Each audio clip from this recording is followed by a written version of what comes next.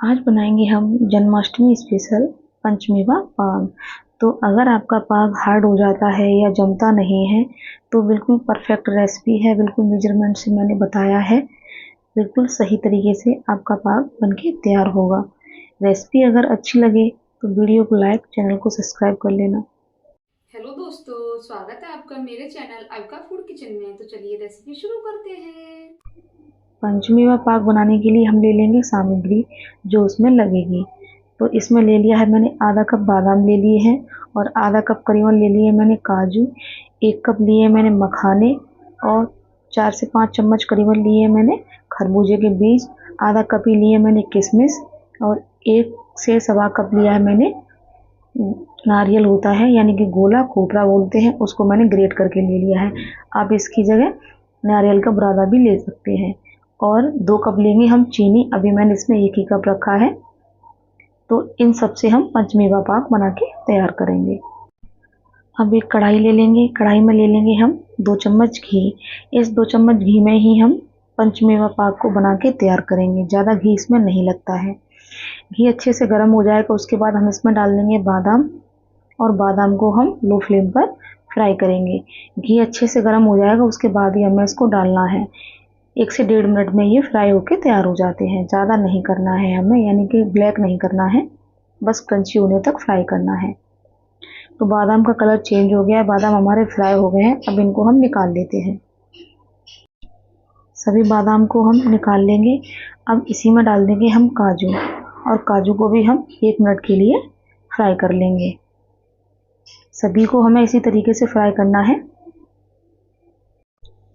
काजू भी हमारे अच्छे से फ्राई हो गए हैं। अब काजू को भी हम निकाल लेते हैं।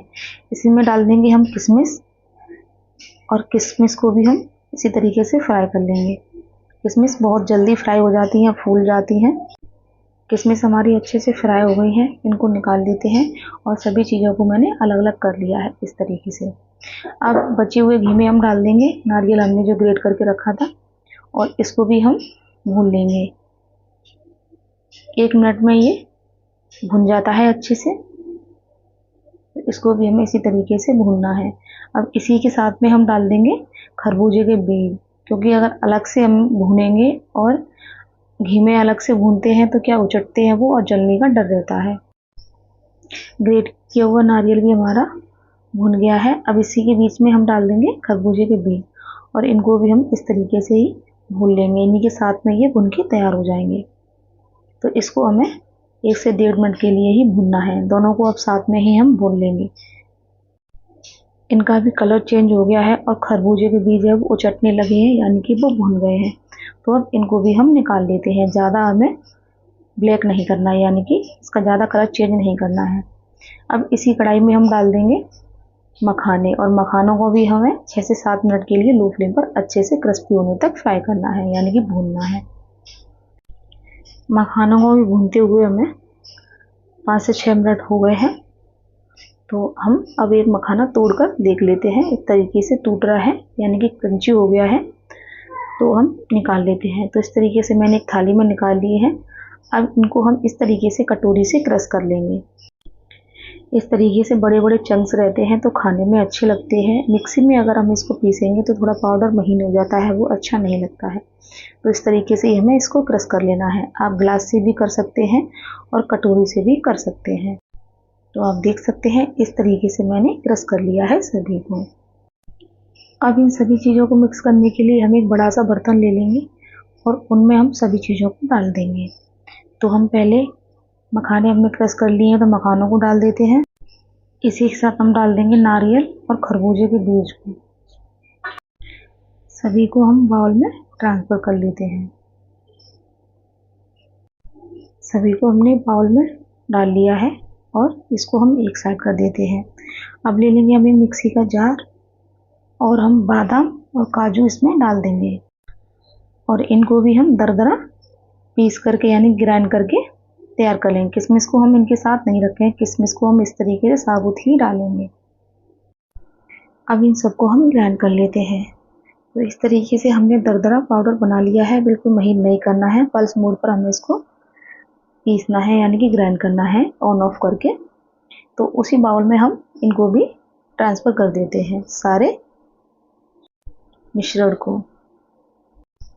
अब इन सबको हम मिक्स कर देते हैं जिससे ये एक सार हो जाए, यानी कि सब चीज़ें सब जगह हो जाएं एक तरीके से। अब इसमें डाल देते हैं हम किशमिश, और किशमिश डाल करके भी इन्हें हम मिक्स कर देते हैं। अब इन सभी को भी हम मिक्स कर देते हैं और एक साइड रख देते हैं। तो अब ले लेंगे हम एक थाली, आप कोई भी प्लेट ले सकते हैं, आपके पास जैसी प्लेट हो या थाली हो वो आप ले सकते हैं। तो इसको हम पहले ही ग्रीस करके रख देंगे। अब हम जो पाक बना रहे हैं वो ड्राई फ्रूट वगैरह से बना रहे हैं, तो आप इस पाक को व्रत में भी खा सकते हैं। तो इसलिए मैंने घी का ही यूज किया है सभी चीज़ों में, तो मैं ग्रीसिंग के लिए भी घी ही यूज कर रही हूँ।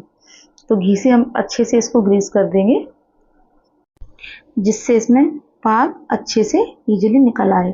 अब हम सेम कढ़ाई ले लेंगे और कढ़ाई में ले लेंगे हम 2 कप चीनी, जैसे मैंने पहले बताया था। तो हमने 2 कप चीनी ले ली है।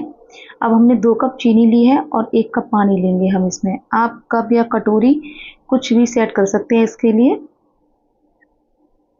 अब इसको हम अच्छे से पकाएंगे। हमें एक तार की चाशनी बनानी है।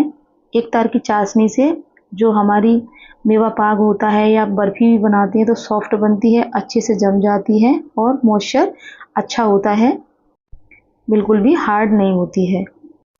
चीनी का काफ़ी गंदा कलर हो गया है, आप देख पा रहे होंगे।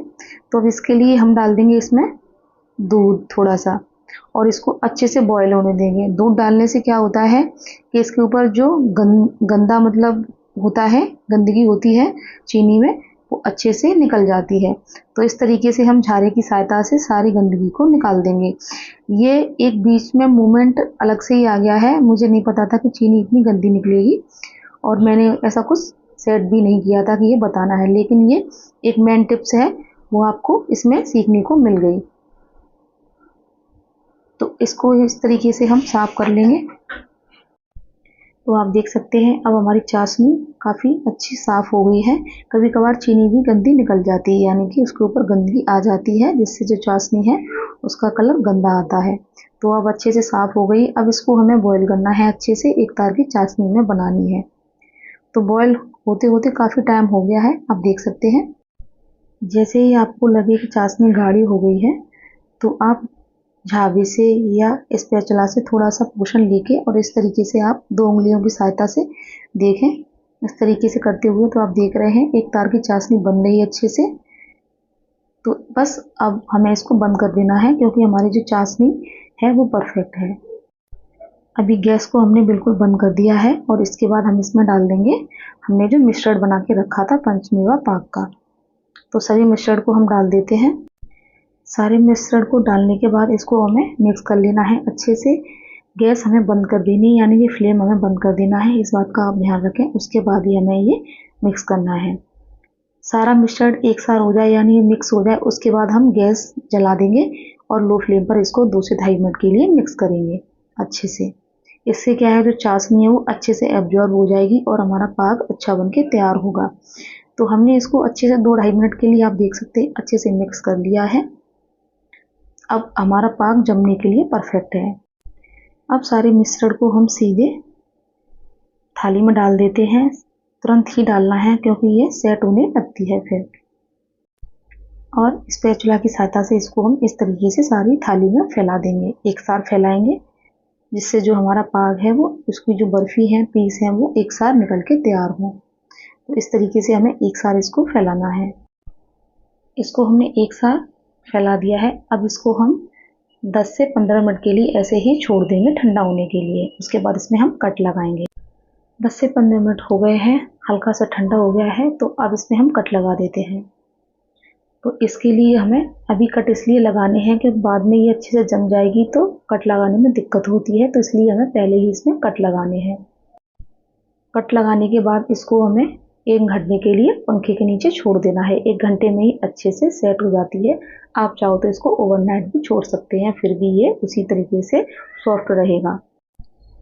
1 घंटे के बाद हम देख लेते हैं, हमारा जो पंचमेवा पाक है वो अच्छे से सेट हो गया है। अब हमने जो पहले कट लगाए थे उसी के ऊपर हम कट लगा देते हैं अच्छे से, इस तरीके से नीचे तक ये कट लग जाएगा, यानी कि बर्फी का जो पीस है वो अलग अलग हो जाएगा और अच्छे से बर्फी का पीस निकल आएगा। एक एक पीस अच्छे से निकला है, आप देख सकते हैं। बहुत ही सॉफ्ट बनता है, अच्छे से जम जाता है, बिल्कुल भी दिक्कत नहीं होती है। बहुत इजी रेसिपी है, बहुत इजी तरीके से मैंने समझाने की कोशिश की है। अगर आपको कुछ भी डाउट हो तो आप कमेंट में पूछ सकते हैं। अब हम प्लेटिंग कर लेते हैं। तो आप देख पा रहे होंगे एक एक पीस अच्छे से निकला है, अच्छे से जमा है। हमने बिल्कुल परफेक्ट तरीके से इसको बनाया है और मैं आपको तोड़कर भी दिखाती हूँ। बहुत ही सॉफ्ट बनता है और बिल्कुल भी हार्ड नहीं होता है, मेल्ट एंड माउथ होता है, मुंह में जाते ही घुल जाता है। इतना अच्छा ये पंचमेवा पाक बन के तैयार होता है। रेसिपी अच्छी लगी हो तो वीडियो को लाइक करें, चैनल को सब्सक्राइब करें। मिलते हैं फिर से नई रेसिपी के साथ। Thank you.